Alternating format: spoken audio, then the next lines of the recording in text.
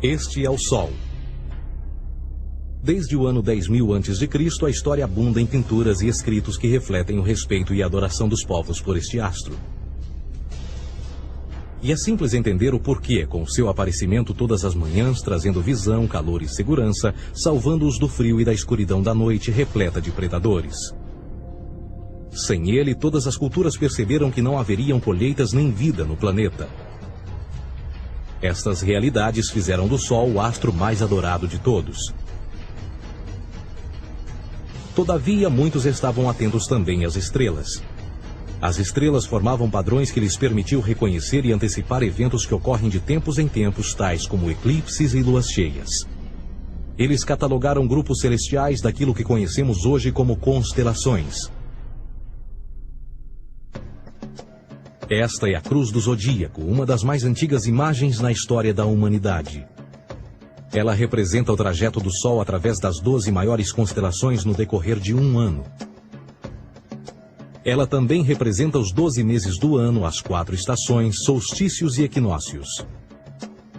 O termo zodíaco está relacionado com o fato das constelações serem antropomorfismos ou personificações, como pessoas ou animais. Por outras palavras, as primeiras civilizações não só seguiam o Sol e as estrelas, como também as personificavam através de mitos que envolviam seus movimentos e relações. O Sol, com seu poder de dar vida e de salvar, também foram personificados como se representasse um Criador ou um Deus. Deus Sol, a luz do mundo, o Salvador da humanidade. Igualmente, as 12 constelações representaram lugares de viagem para o Deus Sol e foram nomeados por elementos da natureza que aconteciam nesses períodos de tempo. Por exemplo, Aquários, o portador da água que traz as chuvas da primavera. Este é Horus. Ele é o Deus Sol do Egito de 3.000 a.C. Ele é o Sol antropomorfizado e a sua vida é uma série de mitos alegóricos que envolvem o movimento do Sol no céu. Dos antigos hieróglifos egípcios conheceu-se muito sobre esse Messias solar. Por exemplo, Horus, sendo o Sol, tinha como inimigo o Deus Sete, que era a personificação das trevas ou da noite. E metaforicamente falando, todas as manhãs Horus ganhava a batalha contra Sete. E no fim da tarde, Sete conquistava Horus e o enviava para o mundo das trevas. Será importante frisar que trevas versus luz ou bem versus mal tem sido uma dualidade mitológica onipresente que ainda hoje é usada em muitos níveis. No geral, a história de Horus é a seguinte. Horus nasceu em 25 de dezembro da Virgem Isis Mary. O seu nascimento foi acompanhado por uma estrela no oeste, que por sua vez foi seguida por 3 reis em busca do Salvador recém-nascido. Aos 12 anos era uma criança prodígio nos ensinamentos, e aos 30 anos ele foi batizado por uma figura conhecida por Anup, e assim começou o seu ministério. Horus teve 12 discípulos e viajou com eles, fazendo milagres tais como curar os enfermos e andar sobre as águas. Horus também era conhecido por vários nomes como a Verdade, a Luz, o Filho Adorado de Deus, o Bom Pastor, Cordeiro de Deus, entre muitos outros. Depois de ter sido traído por Tifão, Horus foi crucificado, enterrado por 3 dias e então ressuscitou. Estes atributos de Horus, originais ou não, parecem influenciar várias culturas mundiais e muitos outros deuses encontrados com a mesma estrutura mitológica. Atis da Firígia nasceu da Virgem Nana em 25 de dezembro. Crucificado, foi posto na tumba e 3 dias depois ressuscitou. Krishna, da Índia, nasceu da Virgem Davaki com uma estrela no ocidente assinalando sua chegada, fez milagres juntamente com seus discípulos e após sua morte ressuscita. Dionísio da Grécia nasceu de uma virgem em 25 de dezembro. Foi um professor peregrino que praticou milagres como transformar água em vinho e é referenciado como Rei dos Reis, Filho unigênito de Deus, o início e o fim, entre muitas outras coisas, e após sua morte ressuscitou. Mitra da Pérsia nasceu de uma virgem em 25 de dezembro. Ele teve 12 discípulos e fazia milagres. E após sua morte foi enterrado por 3 dias e então ressuscitou. Ele também foi chamado de a Verdade, a Luz, entre outros. Curiosamente, o dia sagrado de adoração a Mitra era um domingo. O que importa salientar é que existiram inúmeros salvadores em diferentes períodos em diversos lugares da Terra que preenchem essas mesmas características. A pergunta que não quer calar: o porquê desses atributos? Por que o nascimento de uma virgem em 25 de dezembro? Por que a morte e a ressurreição após 3 dias? Por que os 12 discípulos ou seguidores? Para descobrirmos, vamos examinar o mais recente dos Messias solares. Jesus Cristo nasceu em 25 de dezembro em Belém. Ao nascer foi anunciado por uma estrela no ocidente que seria seguida por 3 reis magos para encontrar e adorar um novo Salvador. Tornou-se pregador aos 12 anos. Aos 30 anos foi batizado por João Batista e então iniciou seu ministério. Jesus teve 12 discípulos que viajaram com ele praticando milagres como curar doentes, andar sobre a água, ressuscitar mortos. Ele também é conhecido como Rei dos Reis, o Filho de Deus, a luz do mundo, o início e o fim, o Cordeiro de Deus, entre muitos outros. Depois de ter sido traído por seu discípulo Judas por 30 moedas de prata, ele foi crucificado, posto em uma tumba e após 3 dias ele ressuscitou e ascendeu aos céus. Em primeiro lugar, a sequência do nascimento é completamente astrológica. A estrela no ocidente é Sírius, a mais brilhante do céu noturno, que a cada 24 de dezembro se alinha com outras 3 estrelas brilhantes no cinturão de Órion. Essas 3 estrelas brilhantes são chamadas hoje, como eram na antiguidade, 3 reis, 3 Marias no Brasil e Portugal. Os 3 reis e a estrela mais brilhante, Sírius, todas apontam para o nascer do Sol em 25 de dezembro. Esta é a razão pela qual os 3 reis seguem a estrela a oeste em uma ordem que apontam ao amanhecer. O nascimento do Sol.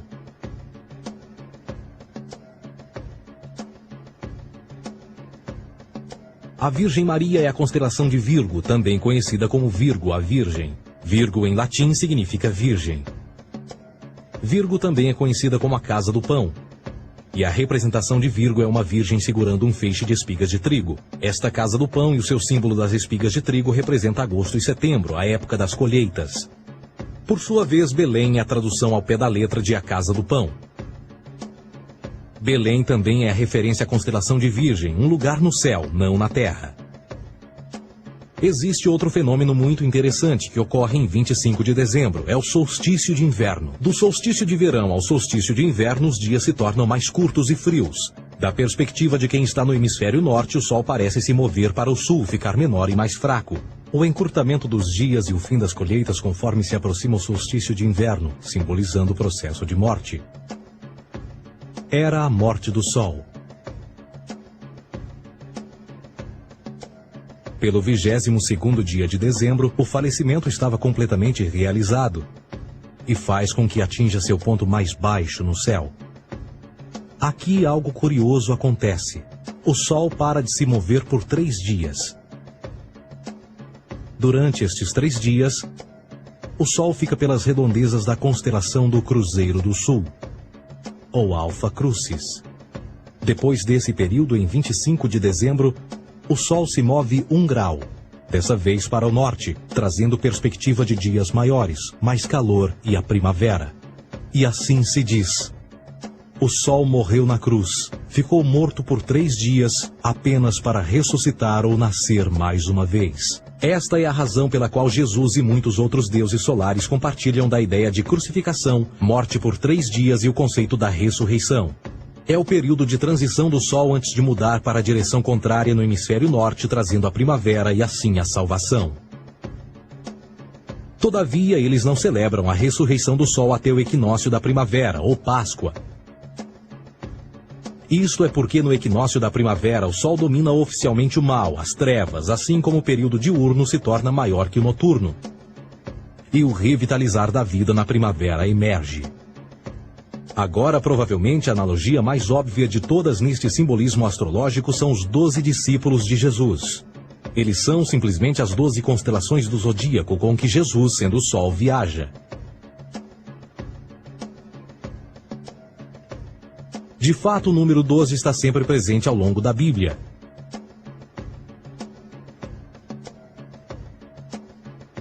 Voltando à cruz do zodíaco, o elemento figurativo da vida é o Sol. Isto não é uma mera representação artística ou ferramenta para seguir os movimentos do Sol. Era também um símbolo espiritual pagão. Uma logografia similar a isto. Isto não é um símbolo do cristianismo. É uma adaptação pagã da cruz do zodíaco.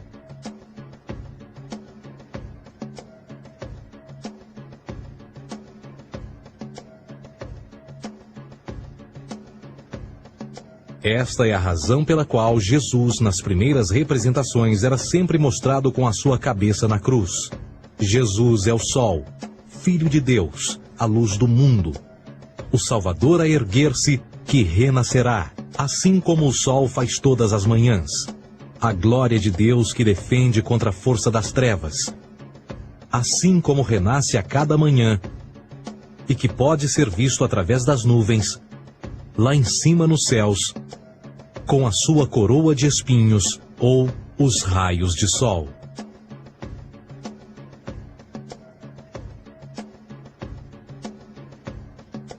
Agora, nas muitas referências astrológicas ou astronômicas na Bíblia, uma das mais importantes tem a ver com o conceito de eras. Através das Escrituras há inúmeras referências a essa era. Para compreender isto, precisamos primeiro estar familiarizados com o fenômeno da precessão dos equinócios. Os antigos egípcios, assim como outras culturas antes deles, reconheceram que aproximadamente de 2150 em 2150 anos, o nascer do Sol durante o equinócio de primavera ocorria num diferente signo do zodíaco. Isto tem a ver com a lenta oscilação angular que a Terra tem quando roda sobre o seu eixo. É chamado de precessão porque as constelações vão para trás, em vez de permanecerem no seu ciclo anual normal. O tempo que demora cada precessão através dos 12 signos é de 25.765 anos. Este ciclo completo é chamado também de Grande Ano, e algumas civilizações ancestrais sabiam disso. Referiam-se a cada ciclo 2.150 anos como Era. De 4.300 a.C. a 2.150 a.C. foi a Era de Touro. De 2.150 a.C. a 1 d.C. foi a Era de Áries. E de 1 d.C. a 2.150 d.C. é a Era de Peixes, a era que permanecemos nos dias de hoje. E por volta de 2150 entraremos na nova era, a Era de Aquários.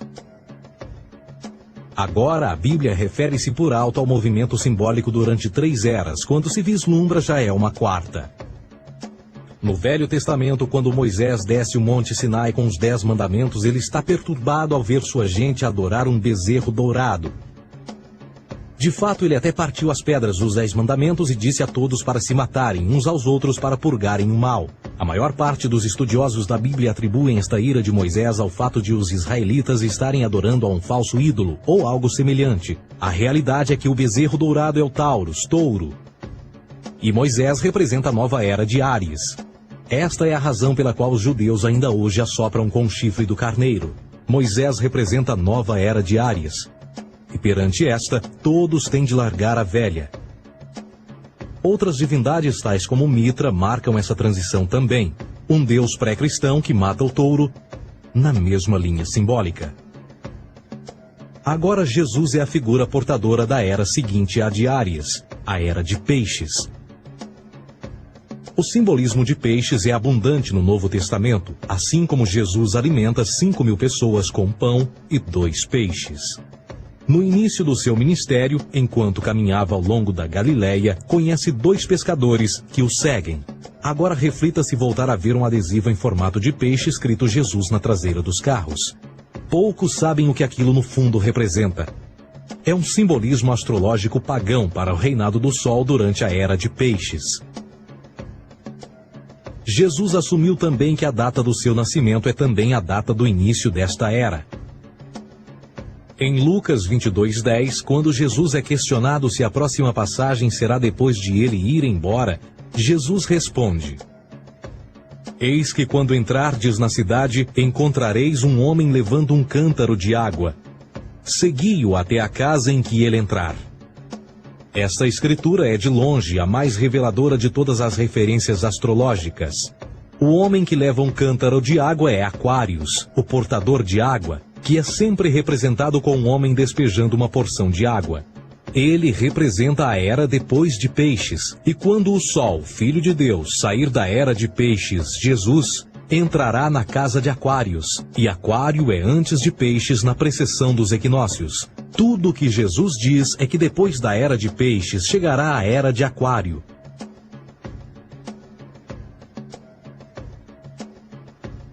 Agora todos já ouvimos falar sobre o fim do mundo. Deixando à parte o lado cartunista no livro de Apocalipse, a espinha dorsal nesta ideia surge em Mateus 28:20, onde Jesus diz: Eu estarei convosco até o fim do mundo, dos séculos em português. Contudo, na tradução inglesa da Bíblia, a palavra mundo está mal traduzida. A palavra realmente usada era aion, que significa era. Eu estarei convosco até o fim da era, o que no fundo é verdade. Jesus, como personificação solar de peixes, irá acabar quando o Sol entrar na era de Aquário. Este conceito de fim dos tempos e do fim do mundo é uma má interpretação desta alegoria astrológica. Vamos dizer que aproximadamente 100 milhões de brasileiros acreditam que o fim do mundo está próximo. Além disso, o personagem de Jesus, literalmente e astrologicamente um híbrido, só demonstra o quão plágio do deus Sol Horus do Egito, Jesus é. Por exemplo, inscrito há 3.500 anos atrás, nas paredes do templo de Luxor, no Egito, estão imagens da Enunciação, da Imaculada Concepção, do nascimento e da adoração a Horus. As imagens começam com o anúncio à Virgem Ísis de que ela irá gerar Horus, que Nefe, o Espírito Santo, irá engravidar a Virgem, e depois o parto e a adoração, e que é não mais do que o milagre da concepção de Jesus.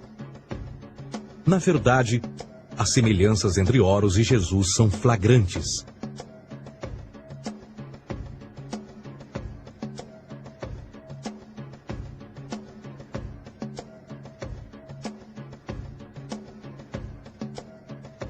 E o plágio continua. A história de Noé e da sua arca é tirada diretamente das tradições. O conceito de dilúvio é presente em todas as antigas civilizações, em mais de 200 diferentes citações em diferentes períodos e tempos. Contudo, não será preciso ir muito além da fonte pré-cristã para encontrar a epopeia de Gilgamesh, escrita em 2600 a.C. Esta história fala sobre grandes inundações ordenadas por Deus, uma arca com animais salvos e até mesmo o libertário retornar da pomba, entram em concordância com a história bíblica, entre muitas outras semelhanças. E depois há a história plagiada de Moisés, sobre o nascimento de Moisés. Disse que ele foi colocado numa cesta de cana e lançado ao rio para evitar um infanticídio.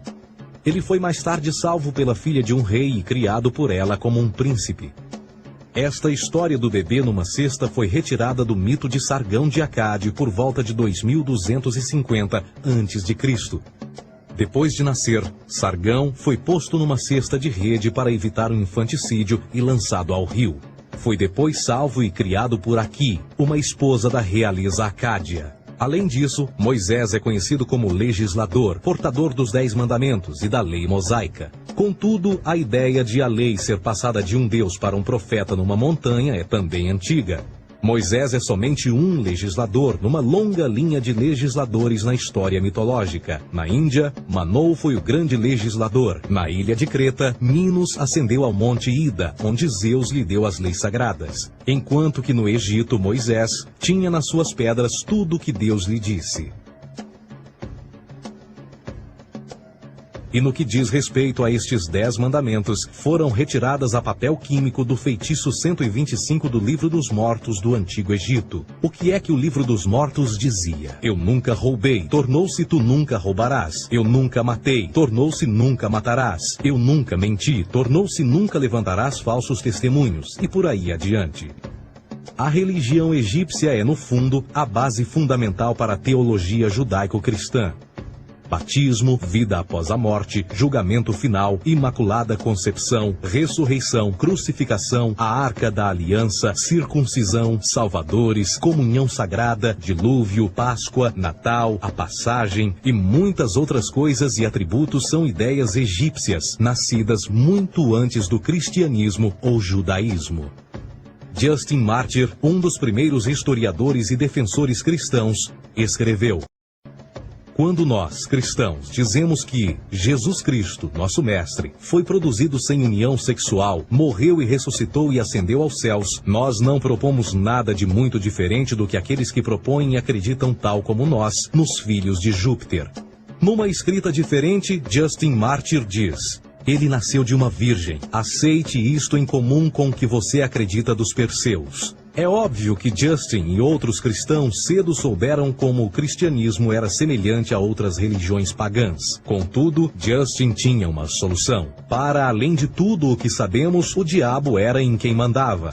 O diabo teve a ambição de chegar primeiro que o Cristo e criou essas características para o mundo pagão. Fundamentalist Christianity, fascinating. These people actually believe the world is 12,000 years old. Swear to God. I actually asked one of these guys, okay, dinosaur fossils. He says, dinosaur fossils? God put those here to test our faith.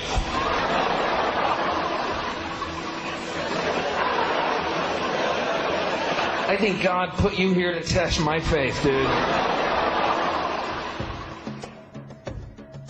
A Bíblia não é nada mais do que um híbrido literário astro-teológico, tal como todos os mitos religiosos que os antecederam. De fato, o aspecto da transferência de atributos e umas personagens para as outras é facilmente reconhecida no próprio livro em si. No Antigo Testamento há a história de José. José era um protótipo de Jesus. José nasceu de um milagre, Jesus nasceu de um milagre. José tinha 12 irmãos, Jesus tinha 12 discípulos. José foi vendido por 20 pratas, Jesus foi vendido por 30 pratas. Irmão Judá sugere a venda de José. O discípulo Judas sugere a venda de Jesus. José começa os seus trabalhos aos 30, Jesus começa aos 30 também. Os paralelismos continuam. Além disso, haverá algum registro não bíblico da existência de mais alguém chamado Jesus, filho de Maria, que viajou com 12 seguidores e curou pessoas? Existiram muitos historiadores que viveram no Mediterrâneo durante esse mesmo período e até mesmo após a presumível morte de Jesus. Quantos desses historiadores fizeram relatos sobre a sua figura? Nenhum. Porém, para sermos justos, não significa que os defensores da existência de Jesus nunca tenham reclamado o contrário. São particularmente 4 referidos como pioneiros sobre a teoria da existência de Jesus: Plínio o Jovem, Suetônio e Tácito. Cada uma das suas máximas consiste apenas em algumas frases em que, na melhor das hipóteses, se refere a Christus ou Cristo, e que na realidade não é um nome, mas sim uma titulação. A 4ª fonte é Joséfo, cujos documentos ficou provado terem sido falsificados séculos atrás e, para infortúnio da humanidade, por muitos ainda visto como verdadeiros. Poderá alguém ter se aproveitado das ideias renascer dos mortos, a ascensão ao reino dos céus e a prática de milagres e que a partir daí tenha começado a surgir nos registros históricos? Não, porque uma vez pesadas as evidências, há grandes probabilidades da figura conhecida como Jesus nunca sequer ter existido.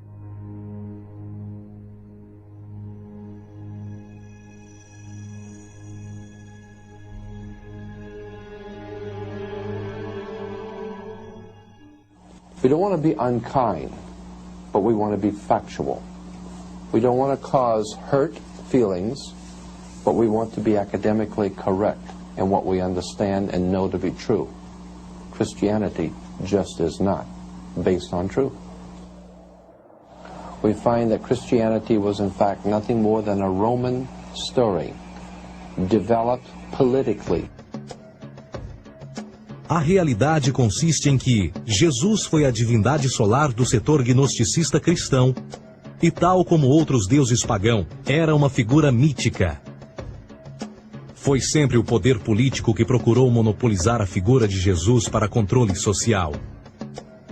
Por volta de 325 d.C., em Roma, o imperador Constantino reuniu o Concílio Ecumênico de Nicéia e foi durante esta reunião que as doutrinas políticas com motivação cristã foram estabelecidas e assim começou uma longa história de derramamento de sangue e fraude espiritual. E nos 1600 anos que se seguiram, o Vaticano dominou politicamente e com mão de ferro toda a Europa, conduzindo-a a um período de obscurantismo, onde o conhecimento era apenas um privilégio da Igreja, as Cruzadas e a Santa Inquisição.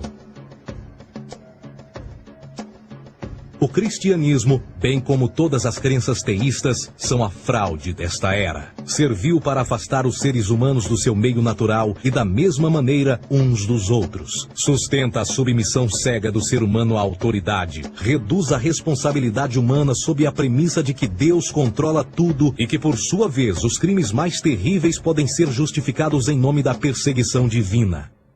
E o mais importante, dá o poder àqueles que sabem a verdade e usam o mito para manipular e controlar sociedades.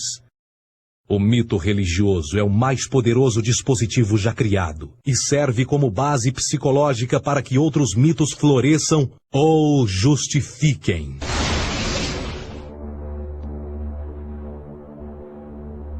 A myth is an idea that, while widely believed, is false. In a deeper sense, in the religious sense, a myth serves as an orienting and mobilizing story for a people. The focus is not on the story's relation to reality, but on its function. A story cannot function unless it is believed to be true in the community or the nation. It is not a matter of debate. If some people have the bad taste to raise the question of the truth of the sacred story, the keepers of the faith do not enter into debate with them. They ignore them or denounce them as blasphemers.